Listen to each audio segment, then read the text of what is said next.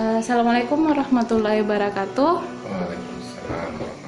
Puji dan syukur kita panjatkan kehadirat Allah karena atas nikmat dan rahmatnya kita diberikan kesehatan pada hari ini.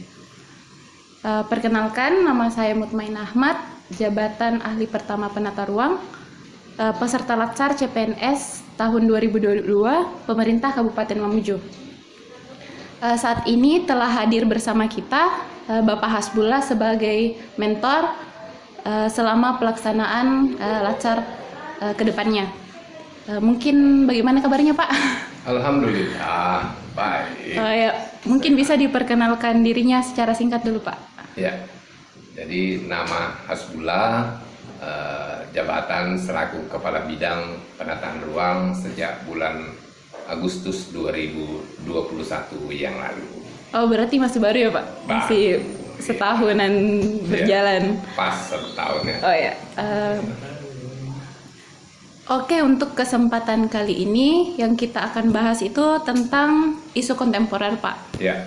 Jadi isu kontemporer kan ini adalah isu yang sedang terjadi, baik itu di lingkungan keluarga, lingkungan tempat kerja, pemerintahan, masyarakat, entah secara nasional ataupun secara global. Ya.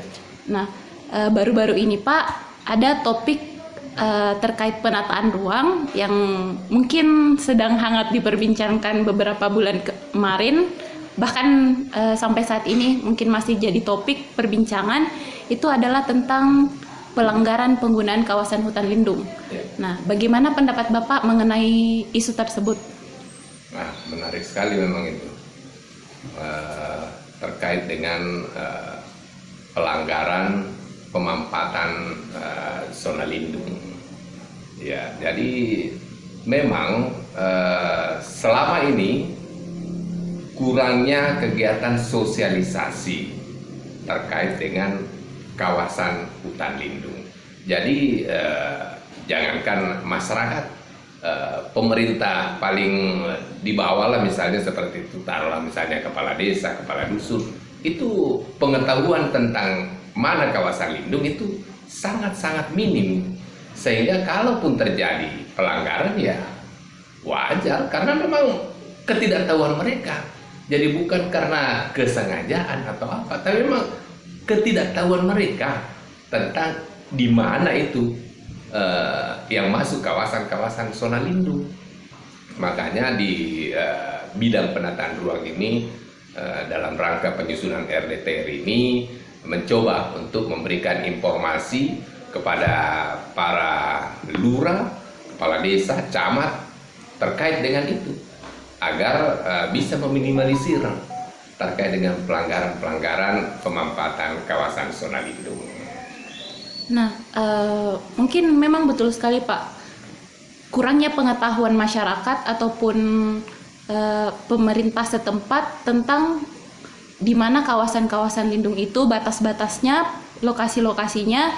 Jadi apapun yang mungkin di masyarakat dikira bukan termasuk zona kawasan hutan lindung, tapi dikiranya awalnya yang sebenarnya kawasan hutan lindung, tapi dikiranya bukan kawasan hutan lindung. Dan sebenarnya terkait dengan itu peraturan sangat tegas.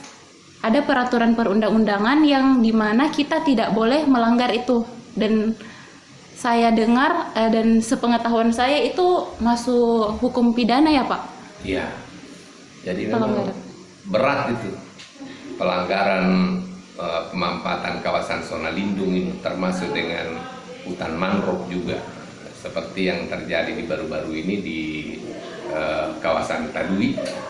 Ada pembangunan SPBU yang dilakukan oleh masyarakat yang mengakibatkan pemohon, kepala desa dan beberapa unsur terkait itu yang terpaksa menjalani pemeriksaan yang terus berkelanjutan.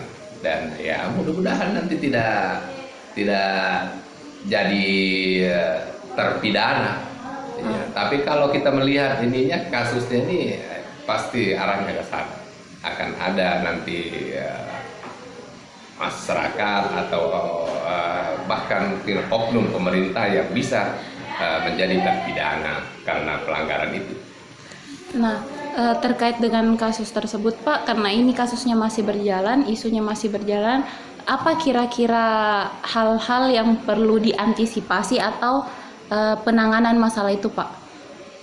Yang pasti kalau di lingkup Pemkab Mamuju kan Dinas Kehutanan sudah tidak ada.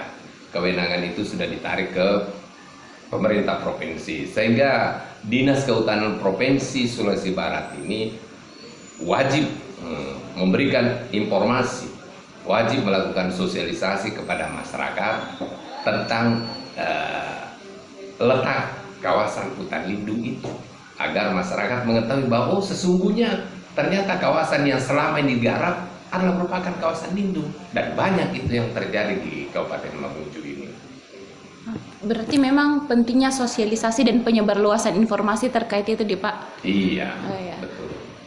Mungkin cukup sekian pembahasan kali ini. Terima kasih atas waktunya Pak. Cukup sekian saya ucapkan terima kasih. Assalamualaikum warahmatullahi wabarakatuh. Waalaikumsalam.